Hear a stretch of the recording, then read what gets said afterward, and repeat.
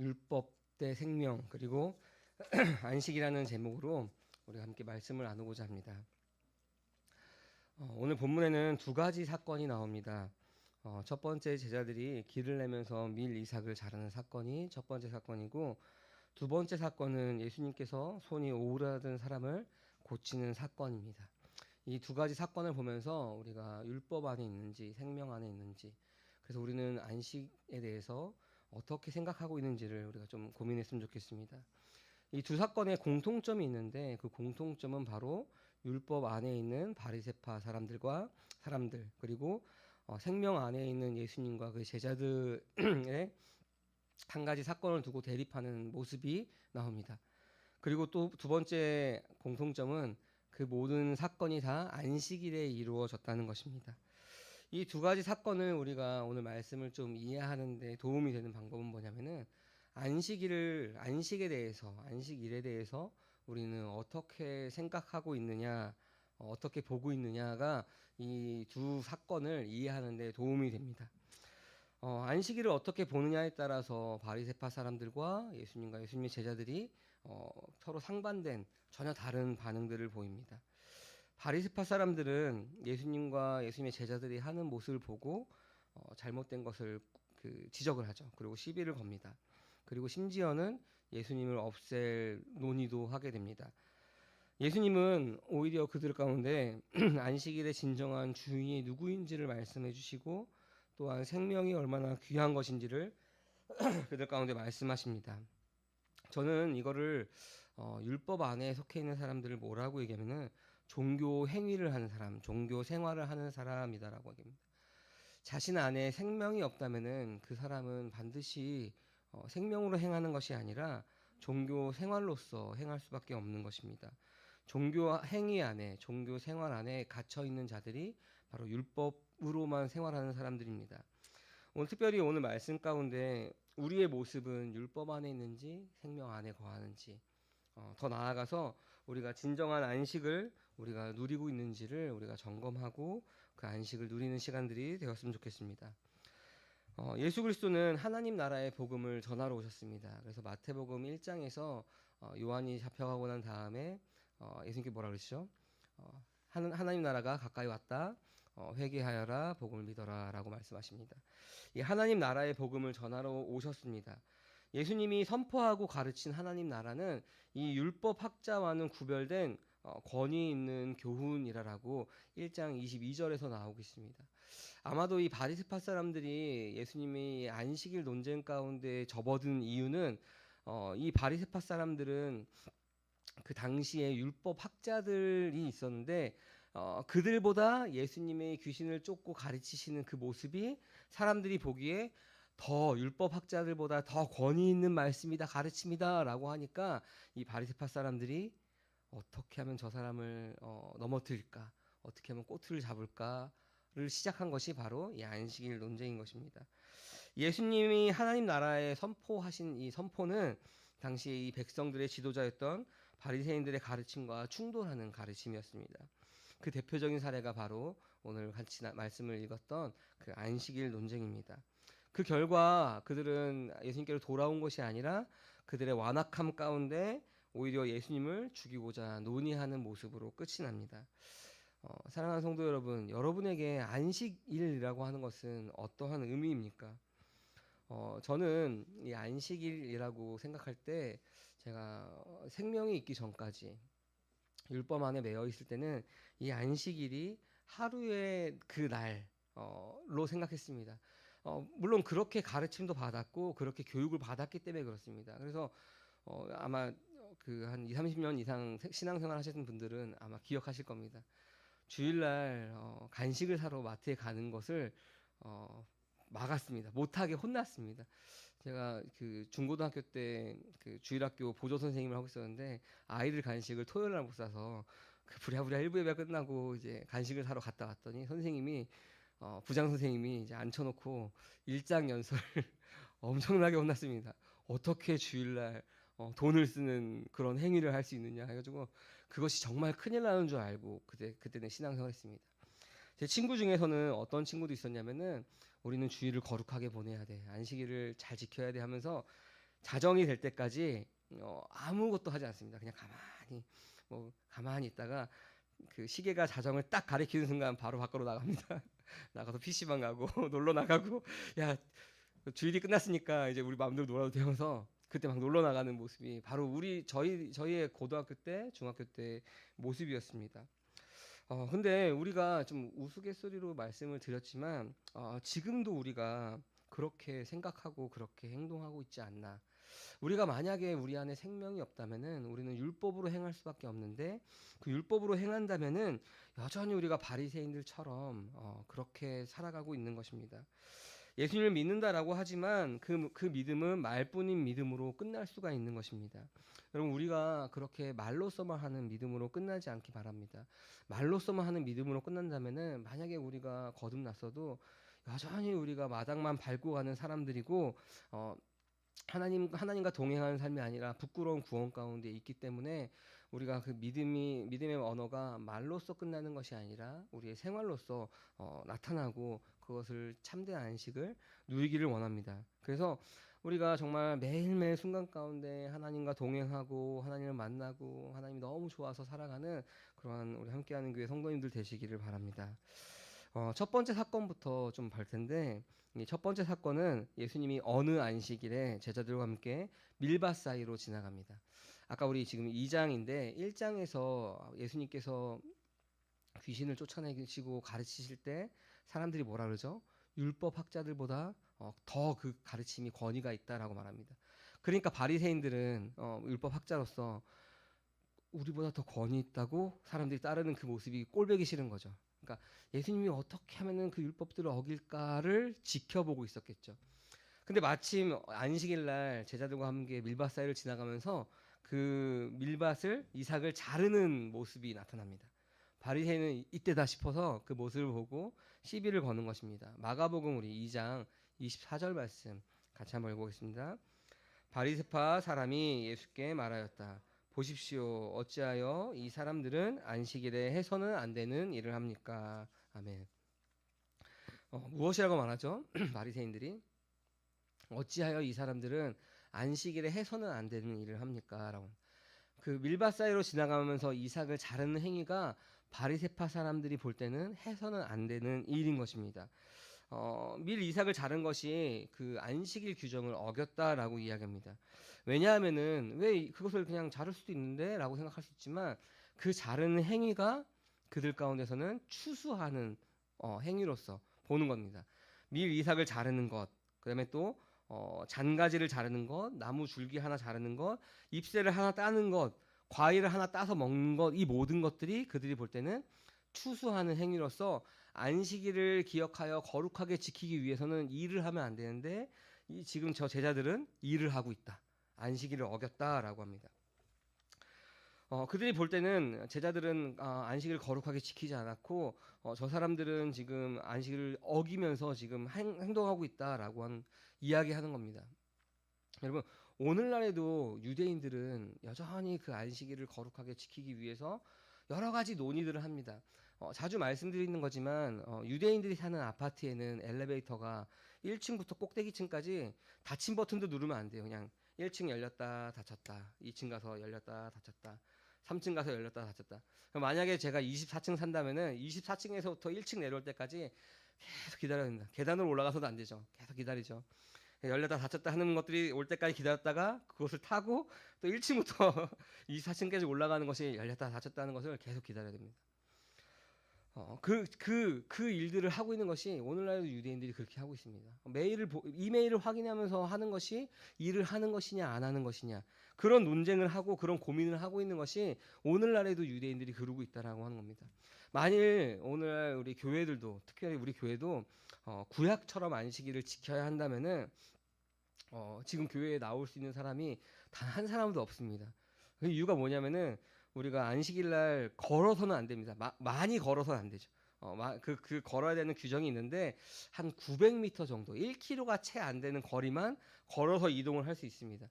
그러니까 이들은 안식일 날 아무데도 움직이지 않죠. 그냥 진짜 필요한 곳만 움직입니다.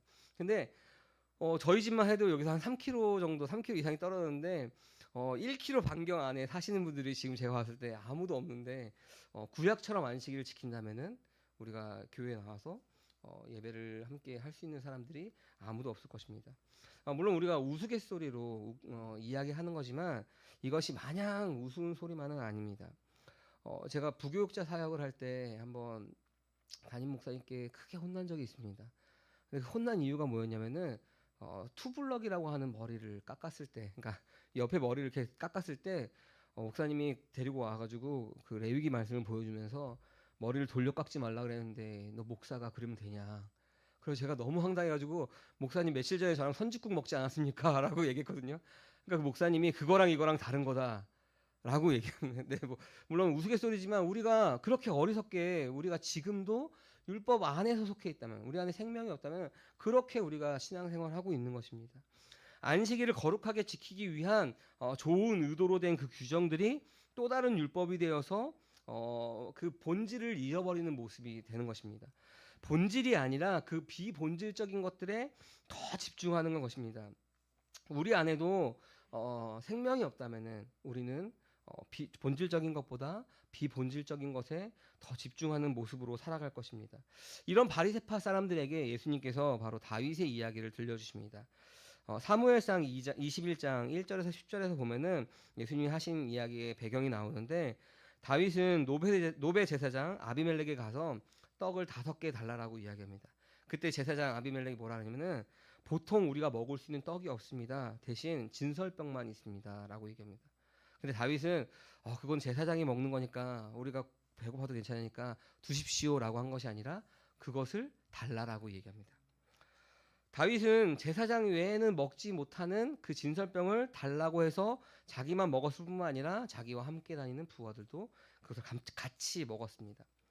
레위기 24장에 보면은 진설병은 일주일 동안 상위에 올려놓은 후 제사장만 먹을 수 있고 제사장이 먹을 때 거룩한 곳에서 먹어야 하는 것이 그 진설병인데 다윗은 지금 배가 고프다고 그것을 달라고 한 다음에 그것을 먹고 나눠 먹었습니다.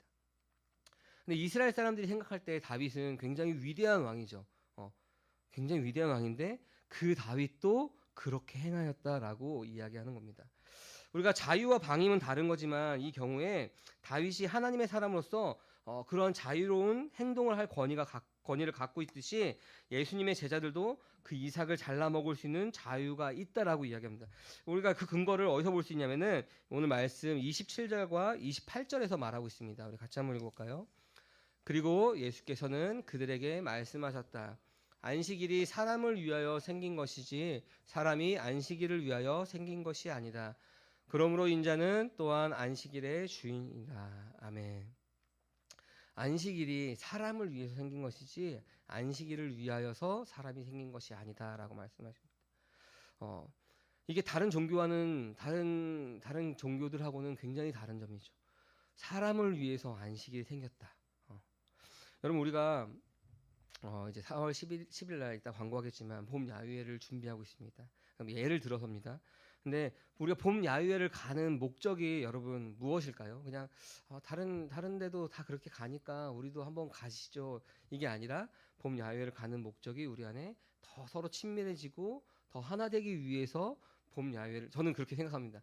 가는데 우리가 그렇게 하죠. 그냥 가는 것이 아니라 가서 우리가 어떻게 하면 더 친밀해질까? 그럼 우리가 레크레이션이나 뭐 이런 것들 좀 프로그램을 준비하는 게 어떻겠습니까? 만약에 의견이 나왔습니다. 그러면은 누군가 담당해서 그 프로그램 만들겠죠.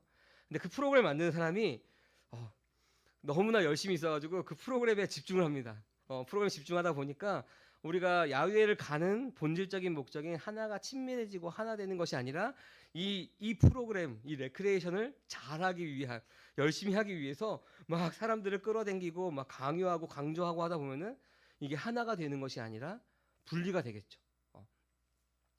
이게 좀 과도한 예가 될 수도 있겠지만 우리가 혹시나 많은 부분에서 우리가 율법 안에 있다면은 그러고 있지 않나 우리가 돌아봐야 한다는 것입니다. 하나님께서는 안식일에 앞서서 사람을 창조하셨습니다. 사람을 위하여서 안식일을 정하신 것입니다. 그래서 예수님은 창조주로서 안식일의 주인이다라고 말씀하시는 것입니다. 이제 두 번째 사건을 볼 텐데 두 번째 사건은 우리가 손이 오그라드는 사람을 고치는 모습입니다. 안 그래도 이 바리새파 사람들은 예수님을 고발할 예수님을 어떻게 하면 넘어뜨릴까를 지켜보고 있었는데 이 안식일 논쟁에서 처참하게 졌죠. 근데 이 손이 오그라드는 사람이 딱 나타났을 때 그날도 안식일이었는데 과연 예수님께서 어떻게 하나 하고 덫을 놓고 보는 겁니다. 어떻게 하면 고발할까를 보고 있는 것입니다. 우리 마가복음 3장 4절 말씀 우리 같이 한번 읽어볼까요? 그리고 예수께서 그들에게 말씀하셨다. 안식일에 선한 일을 하는 것이 옳으냐 악한 일을 하는 것이 옳으냐 목숨을 구하는 것이 옳으냐 죽이는 것이 옳으냐 그런 하였다. 아멘. 덫을 놓고 기다렸는데 예수님께서 물어보시는 것이죠. 선한 일을 하는 것이 옳으냐 악한 일을 하는 것이 옳으냐 목숨을 구하는 것이 옳으냐 죽이는 것이 옳으냐. 그때 이제 그 바리새인들은 어떻게 하면 대답하지 못하였습니다. 잠잠하지 못하자 예수님께서는 그들의 완악함을 보시고 노하신 다음에 손이 오그라든 사람을 고치는 모습이 나옵니다. 이 일이 있자 바리새파 사람들은 예수님을 어떻게 죽일까를 논의하고 있습니다. 아까도 말씀드렸듯이 바리새파 사람들은 예수님이 공생의 활동을 할 때 굉장히 중요한 정치적 영향력을 끼치던 사람들이 바로 바리새파 사람들입니다. 바리새파, 사두개파, 에스대파 이런 사람들이 있었지만 바리새파 사람들은 특별히 율법과 장로들의 전통 위에 서 있는 사람들이 바리새파였습니다. 사두개파의 구심점이 성전 제2에 있다면은 바리새파 사람들은 바로 그 율법과 장로들의 전통 가운데 있었습니다. 그런데 마가복음 1장에서 예수님이 귀신을 쫓아내고 가르치신 가운데 와 그 율법 학자들보다 더 권위 있다라고 하니까 이 바리새파 사람들이 얼마나 자존심이 상했을까요? 그러니까 예수님을 어떻게 하면은 넘어뜨리고 죽일까를 논의하는 것이 바로 그들의 모습이었습니다. 안식일을 지키는 것만 해도 약 40여 종류에 해당하는 그 일의 규정을 두어서 이야기합니다. 근데 오늘 지금 예수님께서 뭐라고 얘기하면은 목숨을 구하는 것이 옳으냐 죽이는 것이 옳으냐라고 질문하시죠. 근데 안식일의 규정이 일을 하지 말아야 되는 규정이 한 40여 가지, 한 38가지 정도가 되는데 그 중에 예외 규정이 있습니다. 예외 규정은 바로 생명과 관련되어 있는 규정입니다. 보면은 만약에 집이 무너져서 그 집에 깔려 있는 사람이 목숨이 살아 있습니다. 안식일 날 목숨이 살아 있습니다. 그러면은 그 사람을 구하기 위해서 돌을 치우는 일들을 해도 됩니다. 근데 사람이 깔려 있는데 보니까 죽어 있습니다. 그러면은 안식일 끝날 때까지 그냥 그 깔려 있는 대로 놔두는 것입니다.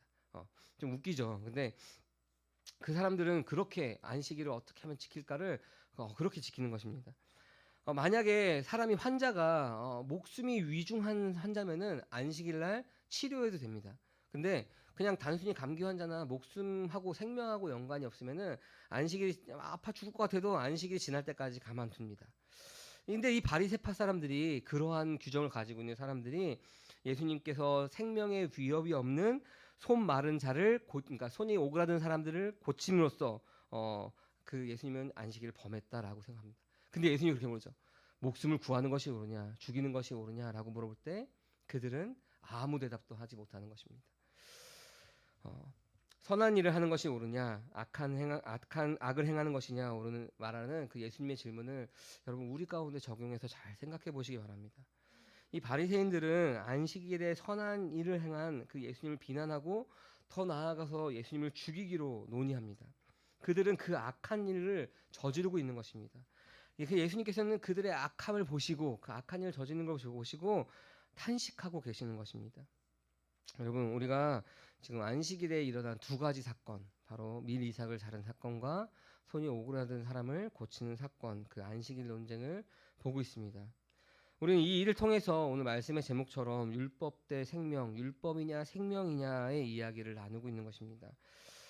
우리가 진정한 안식에 대해서 진정한 생명이 우리 가운데 없다면은 우리는 생명으로가 아니라 여전히 바리새파 사람들처럼 율법적으로 우리는 모든 행위 안에서 할 것입니다. 고린도후서 3장 6절에서는 그래서 이렇게 나와 있습니다. 우리 같이 한번 읽어볼까요? 하나님께서 우리에게 새 언약의 일꾼이 되는 자격을 주셨습니다. 이 새 언약은 문자로 된 것이 아니라 영으로 된 것입니다. 문자는 사람을 죽이고 영은 사람을 살립니다. 아멘. 새 번역에서는 문자로라고 나와 있지만 개역 개정에서는 율법이라고 나옵니다. 그러니까 이 문자로 된 율법은 사람을 죽이고 영은 사람을 살린다라고 이야기합니다. 율법 안에 있다면은 자기 자신도 죽어가는 것이고 사람들도 죽여가는 것입니다. 율법의 기능은 우리가 뭐가 있냐면은 우리가 율법은 죄를 깨달을 뿐이지 율법으로는 우리가 생명을 얻을 수 있는 사람이 단 한 사람도 없습니다. 사랑하는 성도 여러분, 우리가 진정한 안식을 모른다면, 우리가 생명 가운데 거하지 못한다면 우리는 여전히 믿음이 있다라고 이야기하면서도 율법 가운데 자신도 죽어가면서 타인도 죽여가는 삶으로서 살아갈 것입니다. 이것이 너무나 안타까운 삶이죠. 그리스도인이라고 말하면서도 생명을 누리기보다 여전히 세상의 방식을 따라 사는 것입니다. 여러분, 제가 이것을 왜 이렇게 잘 아냐면은 제가 이 생명을 알기까지, 생명을 얻기까지 저의 신앙생활은 율법으로 아주 그냥 똘똘 뭉쳐 있는 사람이었습니다. 이 율법으로 내 자신을 어떻게든 증명하고자 율법으로 안식을 얻고자 노력하고 노력했던 사람이 바로 저입니다. 그 어린 나이에 중고등학교 나이에 사람들이 봤을 때 와 넌 전도사님보다 더 교회 열심히 하는구나, 와 믿음이 있다, 막 그 칭찬하는 그 칭찬에 더 열심히 냈던 것이 바로 저의 모습이었습니다. 근데 그것이 너무나 힘들죠. 왜냐면 계속 수고하고 무거운 짐을 스스로 짊어지고 살아야 합니다. 내 안에 생명이 없는데 생명이 있는 것처럼 그 율법으로 나를 포장하는 것이 저의 삶이었기 때문에 그것이 얼마나 힘들고 얼마나 그것이 수고하고 무거운 짐인지를 잘 알고 있습니다. 이 세상 사람들은 자기의 안식을 얻기 위해서 노력을 합니다. 종교 안에서도 마찬가지지만 이 세상 사람들은 자기의 안식을 얻기 위해서 노력합니다. 그 안식을 얻기 위해서 사람들은 좋은 학교에 가기 원하고 좋은 직장에 들어가기 원하고 사람들이 기준에 원하는 많은 돈을 벌기도 원하고 뭐 좋은 차, 좋은 집, 뭐 여러 가지 땅, 노후를 준비하고 이런 것들로 본인이 안식을 얻을 수 있다라고 생각합니다. 그러나 그곳에는 참된 안식이 없습니다. 내가 한 사람보다 더 앞서 간다면은 내 앞에 있는 사람을 더 앞서가기 원하고 한 가지를 얻으면 그 다음까지를 얻기 위해서 더 노력하고 자꾸 그 한 단계 한 단계 올라가고자 하는 것이 이 세상의 원리이기 때문에 이 세상의 방법으로는 우리가 참된 안식을 얻을 수가 없는 것입니다. 인간의 본성이 계속해서 더 가지고 하고 싶어 하는 것이 바로 인간의 본성이기 때문에 세상의 방법으로는 우리가 참된 안식을 가질 수가 없는 것입니다.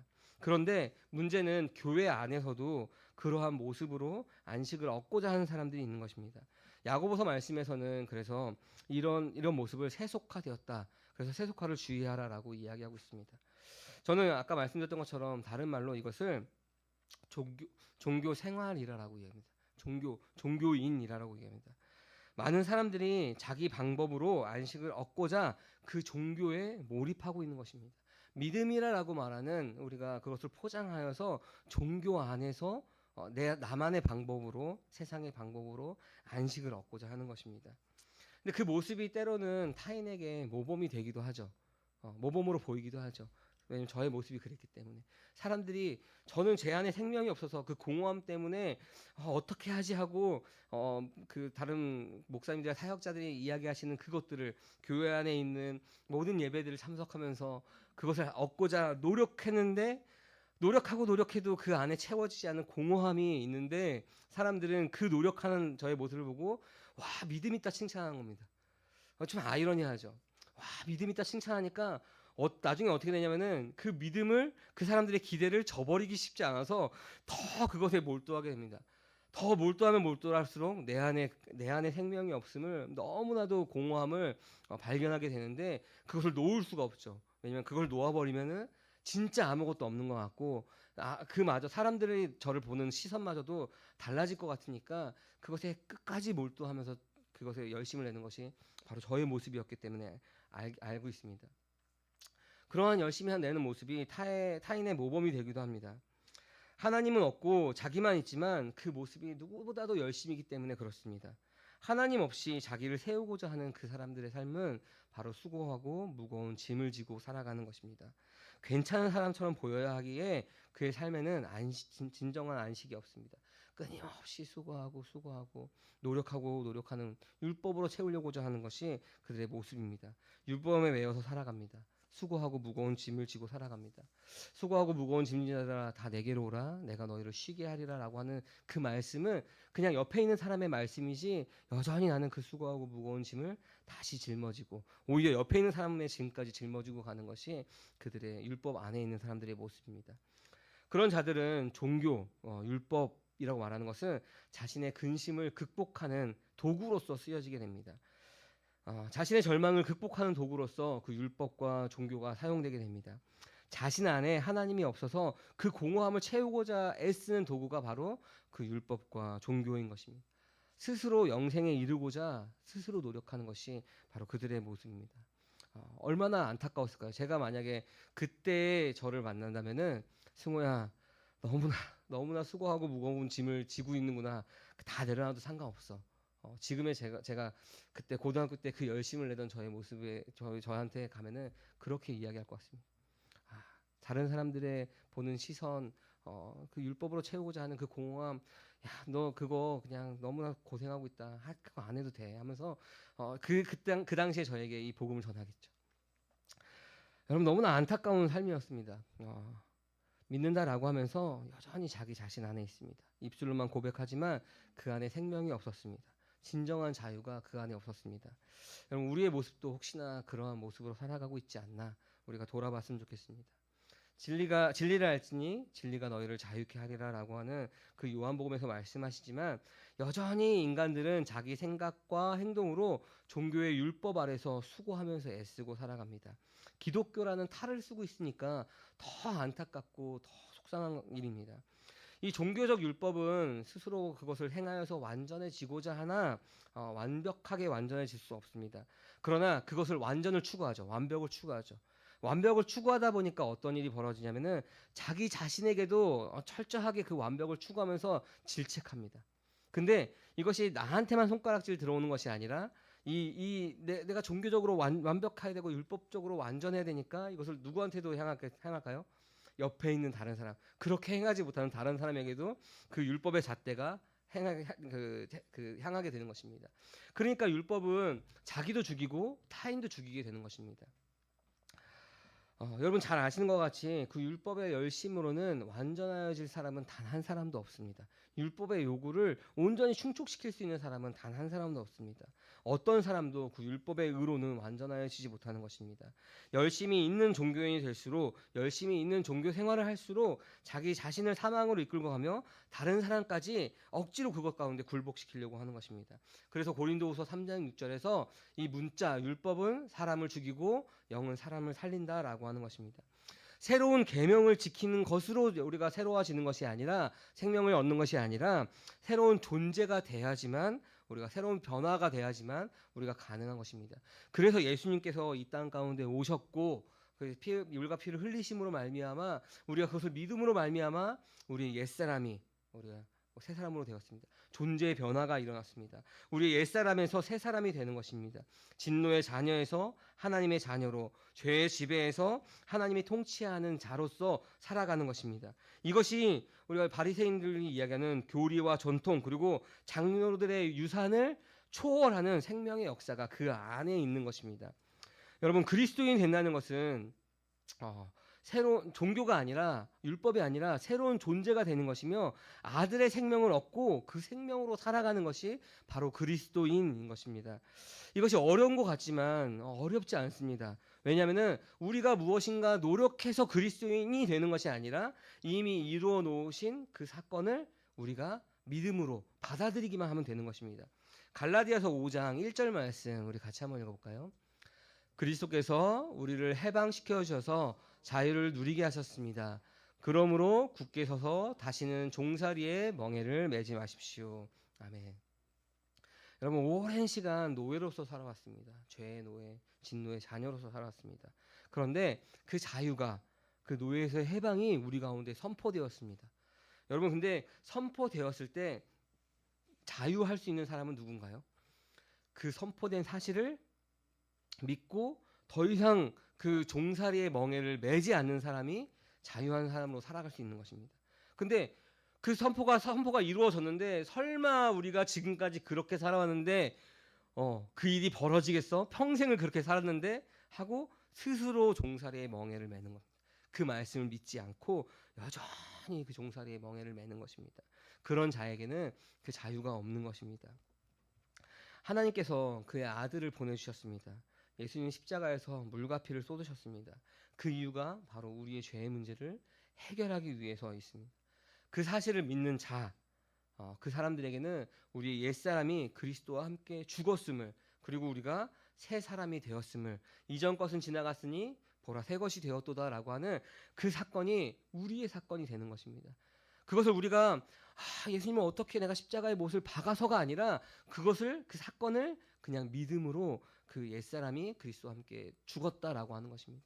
로마서 6장에서도 얘기하고 있고 갈라디아 말씀들을 쭉 읽어보면은 우리 옛사람이 죽었다라는 것을 그냥 과거 완료형으로 이야기하고 있습니다. 그냥 그것을 우리가 믿음으로 고백하면은 그 사건이 나의 사건이 되는 것이고 우리가 이제 새 사람으로서 삶을 살아갈 수 있는 것입니다. 더 이상 종살이의 멍에를 매지 않아도 되는 것입니다. 자유가 선포되었습니다. 우리가 그리스도인으로서 이제 진노의 자녀가 아니라 죄의 종로로 사는 것이 아니라 우리가 이제 그리스도인으로서 하나님 나라의 시민으로서 살아갈 수 있는 그것이 선포가 되었습니다.